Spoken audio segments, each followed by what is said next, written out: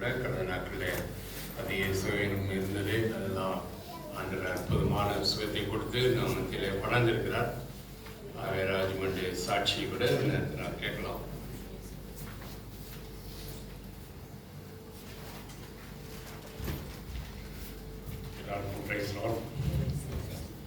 முதலாவது ஆண்டவராகிய இயேசு கிறிஸ்துவுக்கு கனத்தையும் மகிமையும் கொடான கொடி நன்றியும் நான் செலுத்துகிறேன்.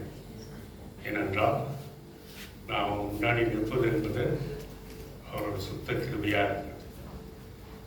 அதை நான் கடந்த நாட்களில் நான் கண்டுகொண்டேன்.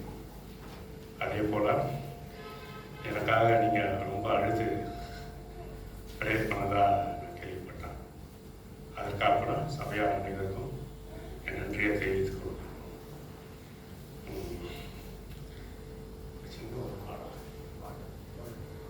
எனக்கு பிடிச்ச பாட்டு, சின்னஞ்சிறு வயது என்னை குறித்து விட்டால் தூரம் போயினும் கண்டு கொண்டார்.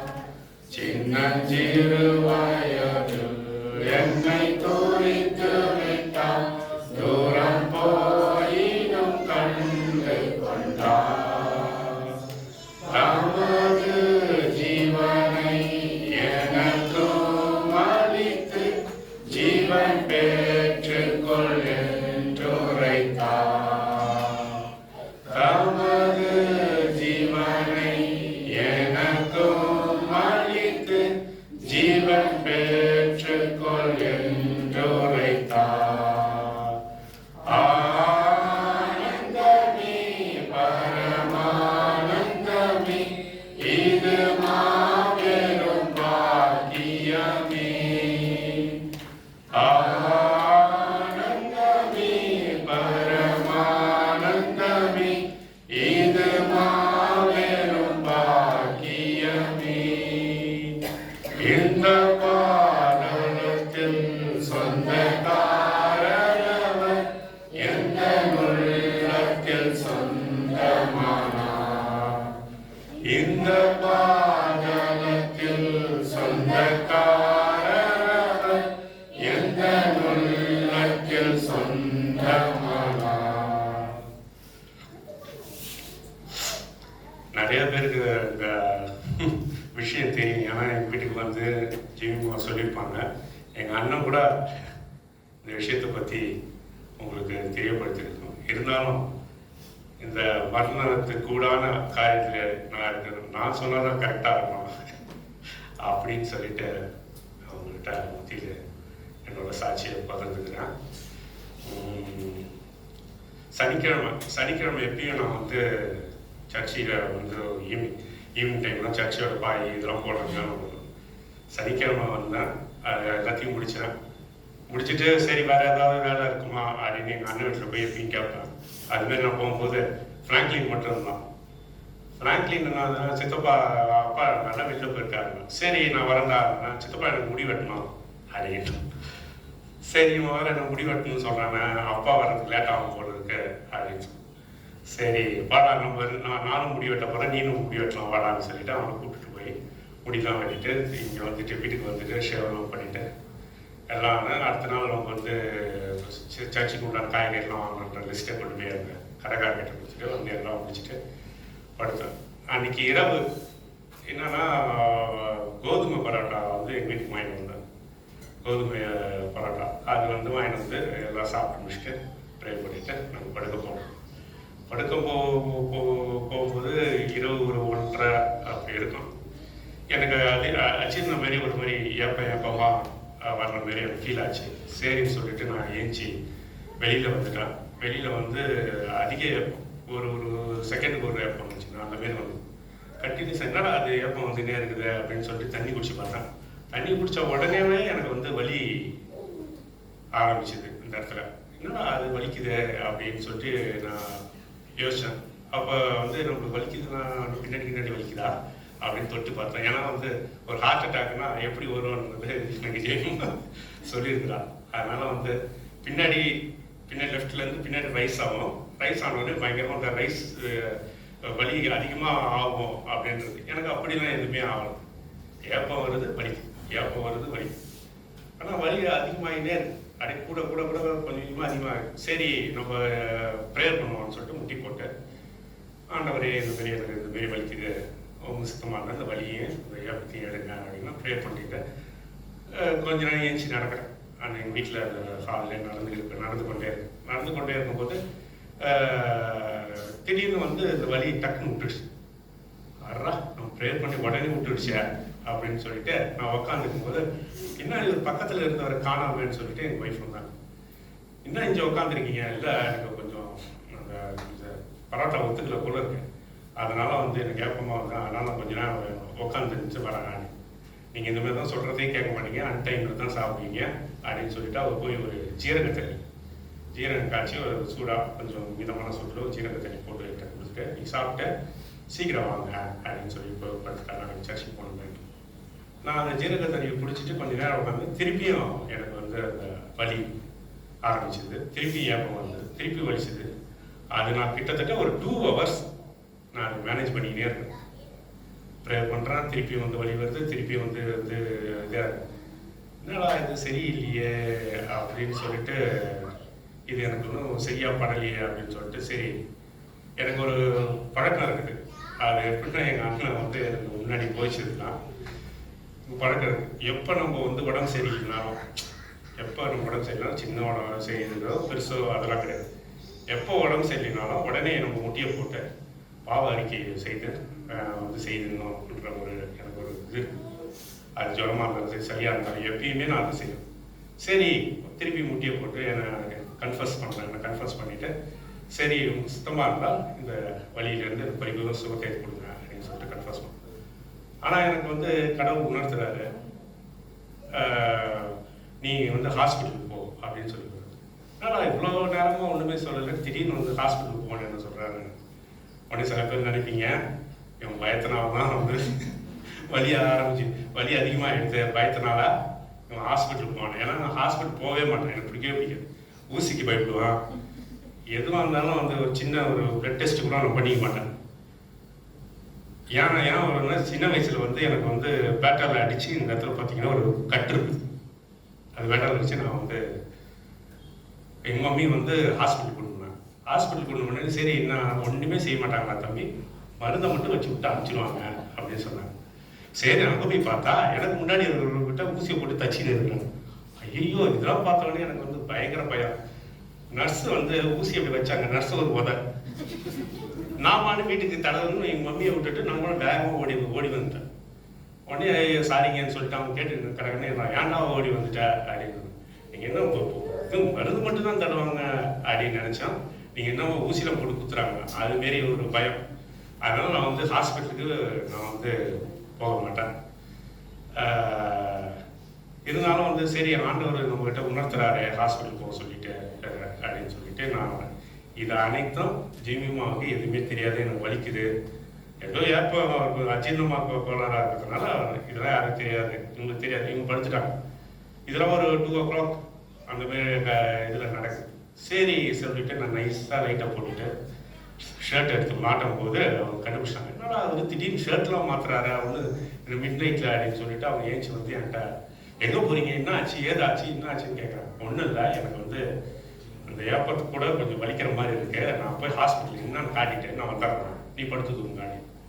ஐயோ என்ன வலிக்குதுன்னு இப்போ தான் சொல்கிறீங்களா, ஹாஸ்பிட்டல்னா உங்களுக்கு நீங்கள் போனீங்கன்னா சீக்கிரமாக செய்ய மாட்டாங்க, நான் வரேன் வந்து ஒரு இன்ஜெக்ஷன், பேன் இன்ஜெக்ஷன் சொல்கிறது, அந்த வலி இதுக்காக இந்த ஏப்பம் இதெல்லாம் போகிறது பேன் இன்ஜெக்ஷன், அந்த இன்ஜெக்ஷன் போட்டு நான் வந்துடலாம் அப்படின்ற மாதிரி தான் போகிறேன். ஆனால் வலி எனக்கு பயங்கரமாக இருக்குது. அந்த வலியை எப்படி தாங்கணுன்னு எனக்கு தெரியவே தெரியாது. நான் சின்ன வலிக்காக இருந்தாலும் பயப்படுவேன். இருந்தாலும் அந்த வலியை எனக்கு கடவுள் தாங்க பேசிட்டேன். அப்புறம் வந்து நானே வந்து என்ன பண்ணுறேன், கூட்டலாத்தை வந்துட்டு பைக் எடுத்து இறக்கி ஜெமிமாவை இட்டுன்னு போகும்போது அந்த முனையில் கிராஸ் பண்ணும்போது அதிக வலி, அப்படியே என்னால் கட்டே படுத்த முடியல. அப்போ ஒத்த கையில் இருந்து பிடிச்சிக்கின்னு ஒத்த கையில் அந்த பைக் ஓட்டிகிட்டு போகிறேன். அப்போ தான் ஜெமிமா பார்க்குது, இன்னும் ஒத்த கையில் ஓட்டிகிட்டு போகிறாரு அப்படின்னு. என்ன வலிக்குதாங்க, ஆமாம் கொஞ்சம் வலி அதிகமாக தான் இருக்குது அப்படின்னு சொல்லிட்டு சர்றன்னு போனேன். அங்கே விட்டது தான் எனக்கு தெரியும். அதுக்கப்புறம் நான் எப்படி அந்த ஸ்ட்ரக்சரில் போய் டக்குன்னு உட்காந்தேன்றதுலாம் அப்போ ஹாஃப் இது தெரியல சரியா. இப்போ உட்காந்து பயங்கரமான வலி இருந்தோடனே ஜிம்மா வந்து ஒரு இசிஜி எடுத்து பார்த்துடலாம், டாக்டர்லாம் வந்துட்டாங்க, இசிஜி எடுத்து பார்த்துடலாம் அப்படின்னு சொன்னாங்க. இசிஜி எடுத்து பார்த்த உடனே ஃபுல் பிளாக். இப்போ வந்து நம்ம எதிர்த்து 3 பகுதியாக பிரிஞ்சிருக்கோம். அந்த 3 பகுதியில் ஒரு மெயின் வெயின், அந்த 3 பகுதியில் போகிற ஒரு மெயின் வெயின். சில பேருக்கு பிரான்ச்சஸில் வரும், இந்த அடப்புன்றது பிரான்ச்சஸ் அதுலேருந்து போகிற சின்ன சின்ன நரம்புல வரும். ஆனால் எனக்கு வந்த அடைப்பு வந்து இந்த 3 பகுதியில் போகிற மெயின் வெயினில். அப்போ வந்து பயங்கரமான அடைப்பு. அதில் வந்து இதுமாரி ஃபுல்லாக அடைச்சிருக்குதுன்ற வார்த்தையோட அந்த இசிஜி வெளில வரும். உடனே அவன் பயந்துட்டு, ஐயோ என்ன இது உண்மையாக நம்ம திருப்பி எடுப்போம்னா, இல்லை சிஸ்டர் உண்மை தான், அவர் ஃபுல்லாக தான் பிளாக் ஆகிருக்கு. நீங்கள் நம்ம எந்த அளவுக்கு சீக்கிரமாக வந்து போகிறோமோ சீக்கிரமாக எதாக இருந்தாலும் நடக்கும். ஏன்னா அந்த ஹாஸ்பிட்டலில் இந்த வசதிகள் இல்லை, அந்த சர்ஜன்லாம் இல்லை. அதனால் உடனே ஜெமிமாவுக்கு நான் அவளை பார்க்குறேன், அவளுக்கு ஒன்றும் புரியல, என்னன்னு கேட்குறேன். அதெல்லாம் எனக்கு சொல்லவே இல்லை. அவள் இங்கே இந்த கடைசியிலேருந்து அந்த கடைசிக்கு, இந்த கடைசியிலேருந்து அந்த கடைசி நடந்து வர என்ன செய்யறதுன்னு அவளுக்கு புரியவே. அடுத்தது என்ன செய்யணும், எங்கே போகிறது அப்படின்னு சரி சொல்லிட்டு அவங்க சிஸ்டர் ஐசியூலேருந்து 2 பேர் கீழே இறங்கி வந்தாங்க. கீழே இறங்கி வந்து அவங்க வந்து பார்த்துட்டு இன்னும் ஒவ்வொருத்தவங்க ட்ரிபிள் எம்எம் சென்னைக்கு போங்க, அங்கே போங்க, இங்கே போங்கன்னு எல்லாம் சொன்னாங்க. ஆனால் அவங்க ஒருத்தவங்க மட்டும் சிஸ்டர் நம்ம டாக்டரோட மாமனாருக்கு இந்த ஈஸ்ட் கோஸ்டில் டாக்டர் மார்க்ன்றவர் தான் பண்ணார், இந்தமாரி பைபாஸ் இது பண்ணார், ஸ்டெண்ட் வச்சாங்க, நல்லா பண்ணுவார், நல்லா ஃபேமஸான ஆள் தான் அப்படின்னு சொன்னாங்க. இதெல்லாம் சொல்கிறதுக்குள்ளே எங்கள் அண்ணனுக்கு ஃபோன் போய் எங்கள் அண்ணன் வந்துட்டார். அவர் வந்து நின்னுங்க மார்க்குன்ற வார்த்தை மட்டும் வந்து எங்கள் அண்ணன் கேட்குறாரு. கேட்டு மார்க்கா எனக்கு தெரியுமே அப்படின்னு சொல்லிட்டு உடனே இமீடியட்டாக அவரோட ஃப்ரெண்டு அவர் ரமேஷ்ன்ற பேர், அவர் வெளிநாட்டில் இருக்கிறார், அவருக்கு ஃபோன் அடித்து இந்தமாரி என் தம்பிக்கு இந்தமாரி சீரியஸ் அதுதான், அவன் எப்படியாவது நீ வந்து அந்த மார்க்கு பிடிச்சி எப்படியாவது என்கிட்ட பேச சொல்ல அப்படின்னா. அவரு மார்க்குன்றவர் தான் யாருன்னா ரமேஷோட தங்கச்சியோட புருஷனோட தம்பி. அவருக்கு ஃபோன் அடிச்சு அந்த டைமில் அவர் எடுத்து, இதெல்லாம் வந்து எப்படி நடந்ததுன்னு எனக்கு தெரியல, இந்த டைமில் இந்த மிட் நைட்டில் எடுப்பாங்களான்னு அயர்ந்து தூக்கக்கூடிய டைமு, அவர் எடுத்து அவங்க தங்கச்சி எடுத்து அவர்கிட்ட சொல்லி அவர் அங்கேயிருந்து இமீடியட்டாக பாஸ் ஆகி இந்த மெசேஜை வந்து இமீடியட்டாக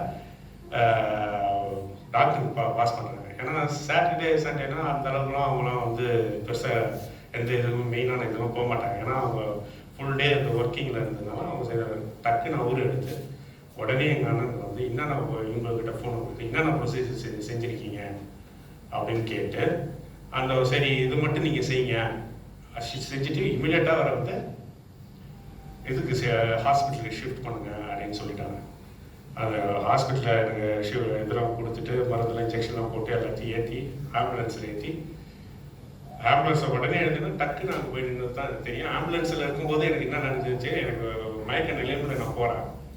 ஜெமிமா தான் சொல்லிச்சு, ஏங்க நீங்கள் அந்த மாதிரி நிலைமையிலாம் போனீங்களா உங்களுக்கு தெரியுதா அப்படின்னு. எனக்கு எதுவும் தெரியல. ஆனால் அங்கே போய் இறக்கும் போது எனக்கு தெரிஞ்சு.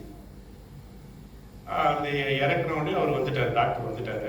உடனே இமீடியட்டாக ஸ்ட்ரக்சரை உள்ள தள்ளிட்டு போய் எனக்கு உண்டான ஷேவ்லாம் அதெல்லாம் பண்ணுறாங்க.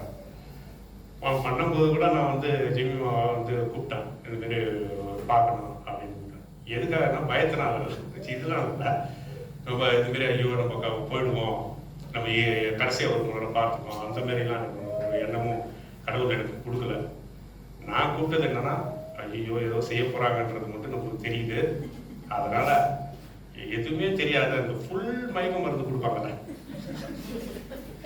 அதேமாரி கொடுத்து நம்மளுக்கு வந்து எது வந்து ஆப்ரேஷனாக இருந்தாலும் எதுவாக இருந்தாலும் அடுத்த நாள் முடிச்சதுக்கப்புறம் வலி, அதாவது பெயின் கில்லர் போட்டு எப்படியாவது நம்ம இது பண்ணிக்குவோம்ன்ற நினைப்பு மட்டும்தான் எனக்கு இருக்குது. ஏன்னா எனக்கு அந்த மாதிரி ஒரு ஃபீலிங் எனக்கு இருக்குது.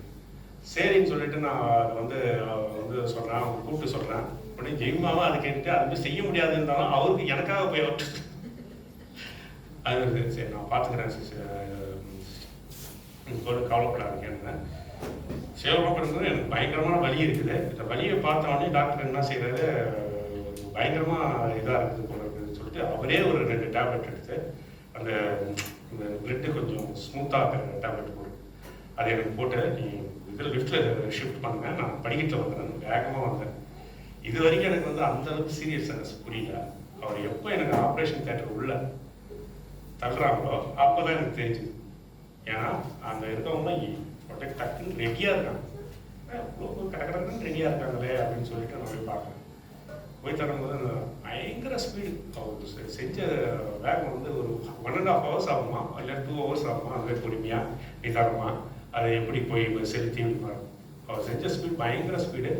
அங்கே இருக்கிறவங்ககிட்டாலும் பயங்கர கத்து, அவர் பயங்கரமாக திட்டுறாரு, இது எடுங்க அது எடுங்க அது எடுங்க இது எடுங்க, அந்த ஸ்டென்ட்டு இந்த இந்த இந்த இது இல்லை அந்த இது நான் சொன்னது இல்லை, இதை கொஞ்ச நேரம் மிஸ் பண்ணா கூட ஒரு உயிர் போயிடுமே அப்படின்ற மாதிரி. அப்போ தான் எனக்கு தெரிஞ்சுது, ஓஹோ நம்ம பயங்கர சீரியஸில் இருக்கிறோம் போகிறது அப்படின்னு எனக்கு அப்போ தெரிஞ்சுது. அப்போ வந்து இந்த தொட வழியாக தான் எனக்கு அனுப்புனாங்க, எந்த இதுவும் கொடுக்கல. சரி என்ன பண்ணுறது, இப்போ தாங்கி தான் ஆகணும்னு நினச்சி தொட வச்சு ஏற்றும் போது எனக்கு தெரியல.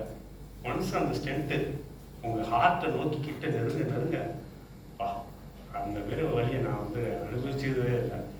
அவர் வேற இதோட ஷேக் ஆகாதப்பா, வலிக்கும், வலி அதிகமாக தான் இருக்கும், ஷேக்கு பண்ணாதீங்க, பாடியை கெட்டியமாக பிடிச்சிங்க அப்படின்னு. நான் கெட்டியமாக பிடிச்சிக்கின்னு என்ன செய்யறதுன்னு எனக்கு தெரியல. அப்போ நான் வந்து ஏசப்பாவை கூப்பிட்டுனே தான் இருந்தேன், சத்தம் போட்டு.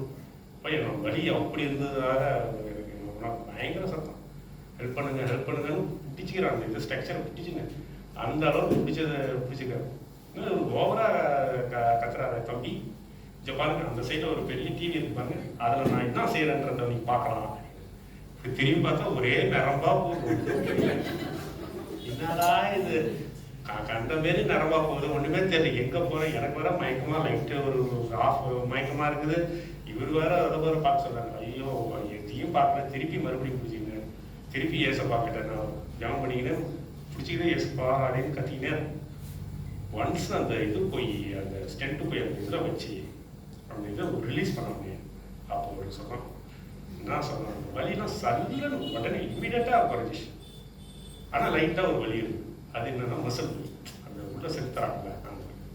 அதுக்கப்புறம் வெளில போட்டோம்னா வெளியிட்ட வருங்க, உங்கள் ஹஸ்பண்டுக்கு ஒரு செகண்ட் சான்ஸ் தான், பயங்கர இதுதான். ஏன்னா ஒரு மெயினில் இருக்கிறதுனால மேக்ஸிமம் வந்து சொல்ல முடியாது, எப்படின்னு அவங்களால சொல்ல முடியாது, அது உள்ளே போய் அவங்க செஞ்சதுக்கப்புறம் தான் சொல்லுவாங்க. அதனால் ஒரு செகண்ட் சான்ஸ் தான் அப்படின்னு ரொம்ப ஜெமிலாம் ரொம்ப சந்தோஷம், என்ன சொல்றது, பயங்கரமான சந்தோஷம். கூட்டிகிட்டு போய் ஐசியூவில் சேர்த்துட்டாங்க.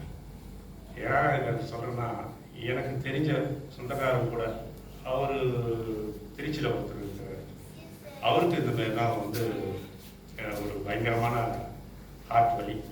ஆனால் அவர் போகிறதுக்குள்ளவே இறந்துட்டார். அவரே தான் அதுமாரி காசுலாம் ஓட்டிட்டு போயிருக்காரு, ஆனால் அவர் போகிறதுக்குள்ளே இருந்தது. ஆனால் கடவுள் எனக்கு ஜீவனை கொடுத்தாரு, எனக்கு தூரமாக வைத்திருக்கிறதுக்காக பிராணக்கூடிய நன்றி நசத்துக்கு. சரி அப்படின்னு சொல்லிட்டு எல்லாம் முடிஞ்சுது, ஐசியும் முடிஞ்சுது, வீட்டுக்கு வந்துட்டேன். நம்மளுக்கு ஏன்டா அந்த மாதிரி நடந்தது அப்படி அப்படின்னு சொல்லிட்டு ஒரு நாளும் கடவுள் ஏன் இந்த மாதிரி எனக்கு நடந்தது அப்படின்னு சொல்லிட்டு நான் யோசிச்சுட்டே இருக்கும்போது கடவுள் எனக்கு உணர்த்தினார். நான் கடவுள் சார்ந்து தான் இருக்கிறேன், அது எனக்கு நல்லாவே தெரியும். ஒரு இது நான் கடவுள் சார்ந்து தான் இருக்கிறேன். ஆனால் எனக்குள்ள என்னோட பாடியை குறித்து கொஞ்சம் ஒரு சின்ன ஒரு இது, நம்ம பலமாக இருக்கணும், பயங்கர ஸ்ட்ராங். ஏன்னா நான் சின்ன வயசில் எங்கள் வீட்டில் யாருமே ஜிம்லாம் போனது கிடையாது, யாருலையும் எக்ஸசைஸ்லாம் செஞ்சது கிடையாது, நான் மட்டும்தான் செஞ்சேன். பயங்கரமாக எக்ஸசைஸ் செய்வேன், கொஞ்சம் பலமாக இருக்கணும்னு நினைப்பேன், சாலிடாக இருக்கணும், மற்றவங்களுக்காக கிடையாது, ரொம்ப சாலிடாக இருக்கணும்னு நினைப்பேன் எப்பயுமே. அது இல்லாமல் வந்து நம்ம வந்து நான் ஷெட்டில் கார்க் விளையாடுற பழக்கம், அந்த இது இவ்வளோ ஷெட்டில் கார்க் ஒரு விளையாடுனீங்கன்னா பயங்கரமாக வேறு, அந்த மாரி வேறுனா தொடர்ந்து தண்ணி ஊற்றும் நம்ம இதெல்லாம், அவ்வளோ வெறுக்கு வேறு. இவ்வளோ இருந்தோம், என்னடா நம்மளுக்கு எப்படி வந்தது அப்படின்ற ஒரு சின்ன கடவுள் உணர்த்தினாரு. நீ வைக்கிற ஒரு அடியும் நான் சொல்லி நான் நினைச்சாதான் நீ வைப்ப அப்படின்றத எனக்கு உணர்த்தினேன். அப்போ எனக்கு ரொம்ப வந்து இதாகிடுச்சு, சே நம்ம ஒன்றுமே இல்லை அப்படின்னு சொல்லி எனக்கு வந்து ஒரு இது. அதான் கடவுள் எனக்கு வந்து கொடுத்த பெரிய இதாக இருக்குது. இன்னும் நான் கடவுள்கிட்ட கேட்டிருந்தேன், எதுக்கு இந்த செகண்ட் லைஃப் எனக்கு கொடுத்துருக்கீங்க, அதை நீங்கள் சொல்லுங்கள், நான் அதை நான் செய்யணும், வாழணும்னா அதை செய்யணும்னு நான் நினைக்கிறேன் அப்படின்னு நான் இன்னும் கேட்டுருக்கேன். கடவுள் அதை தெரிஞ்சுட்டு கண்டிப்பாக கடவுளுக்காக. தேங்க்யூ.